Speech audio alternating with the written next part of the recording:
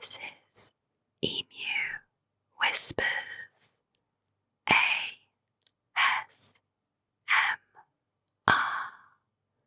Welcome back to my channel.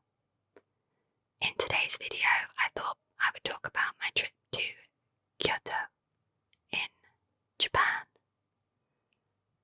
So we started our trip in Tokyo, and then we got the bullet train or the Shinkansen to Kyoto to continue our trip.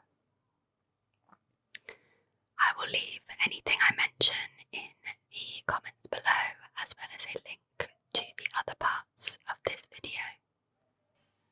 So, on to the itinerary.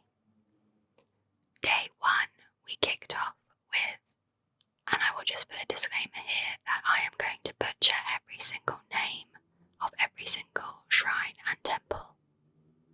I apologise in advance. So, we kicked off with the Fushini Inari Taisha, which is the red and black pillars that go on and on and on. But the good thing is you can opt in and out of how far you want to go. So most people do the first few hundred meters, but you can go on for a few kilometers, up and up and up, and then down and down and down. We did somewhere in the middle, maybe 2/3, but the good thing about this is as you get further in, there are less and less people. And then we headed to the Hokanji Temple Pagoda, which is iconic, and explored the Gion district or Gion Neighbourhood, which is the traditional looking buildings, and you can often spot many geisha, many kimonos. And we in particular wanted to go down Ninenzaka Street, which is a famous street in this area. And then we made our way up to a red and white pagoda and temple, which eventually took us to the Kiyomizudera Temple. It was massive. I don't know how they built these things, but inside we decided to get a charm, and as we just got engaged, we got the love and marriage charm, this orange and green charm, and to this day it's hung up in our studio. Then we decided to walk down Kamo River, and this is where we FaceTimed our families to tell them that we were engaged. And on this occasion, we had a real craving for cheese and carbs, which can be hard to come by in Japan. But by complete coincidence, we stumbled across Lena Stores, which is an Italian that you find in Soho in London. Would you believe? So we got some delicious pastas. And settled our craving. Day 2, we hopped on the train and headed to Arashiyma. And once we got there, we jumped on the Sagona romantic train, which is an old-fashioned train that just takes you along the river and the mountains, and it's just really beautiful and scenic, but there's nothing to see at the other end, so you just go along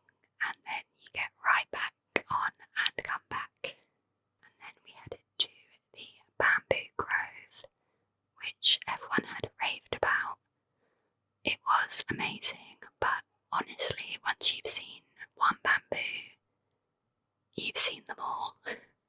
It just went on forever, and yeah, it's super crowded in there, bit claustrophobic, so we didn't spend too long, and then we got peckish, so we headed into the town, and we saw a queue forming outside Kijurou Wagyu Restaurant, so we joined it, and I will say this was probably the longest queue that we endured the entire trip, including Tokyo and Osaka as well. I think we waited an hour and maybe an hour and a half, but my oh my, the Wagyu, I've never had Wagyu before, was unreal. It was just plain and simple Wagyu with rice with a tiny bit of sauce. So effective, so effective. One of the best meals. And then we headed to the monkey park. That's right, the monkey park. And this is not what you think. It's an open space, and you are trusted to not disturb the monkeys and let them do as they please around you.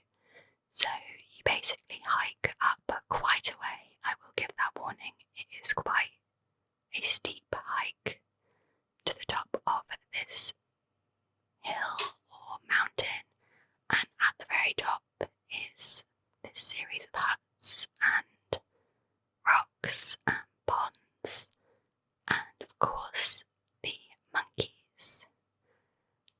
And it was incredible. We stayed up there for ages just observing and watching. They're so interesting because they're so much like us. But then we headed back down and on to the Kinkaku-Ji Temple, which is also known as the Golden Temple, and this was our favourite of all the temples. We also happened to be there at golden hour, which I think made it even more spectacular, but the gold and the reflections in the lake, I have no words. And then we headed back to our hotel before going to Pontcho Alley, which is a little alleyway with lots of tiny restaurants and bars, and we went for Omen, which was udon, and I'd never had udon, so that was really fun. You basically get served the sauce and the noodles and sides separately, and then you dip them in and tuck in. So, on to day 3, the final day, the best day. We went on a day trip to Nara, which, if you don't know, Nara is where you find the deer. But first we went down Naramachi Street, which is a really picturesque street and we took lots of photos. And then we headed to Todai-Ji Temple, which was huge temple with a massive Buddha inside it. And this was also one of the most impressive temples that we saw, I think. And we also saw the mochi pounding show at Nakatarido, where they make this green coloured mochi. I forget what the flavour is. I think it's some kind of plant or similar to matcha. But then it was time to buy our deer crackers and head to the park. Now, fair warning, the deer are very cute, and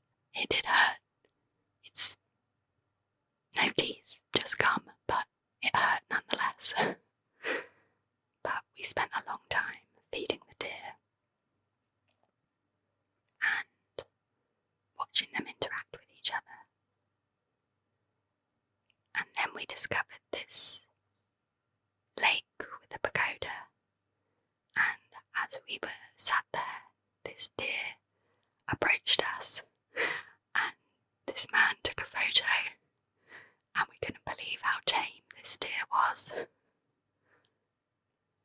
But then it was time to head home, but we couldn't go without trying the silk ice cremia. I got chocolate, and it was super yummy. And once we got back to Kyoto, we managed to run, and I do mean run, up the Gion district to the pagoda and further to the viewpoint to see the sunset. These photos don't do it justice, but it was amazing. And then we headed for our final dinner at Gyukatsu Kyoto Katsugyu for some tonkatsu, which we got to heat on our own hot plates and dip in various sauces with rice. And it was a great way to end the day and our Kyoto trip. So that's it for this video. Thank you so much for watching. Let me know if you have any recommendations or questions in the comments, and I'll see you very soon. This has been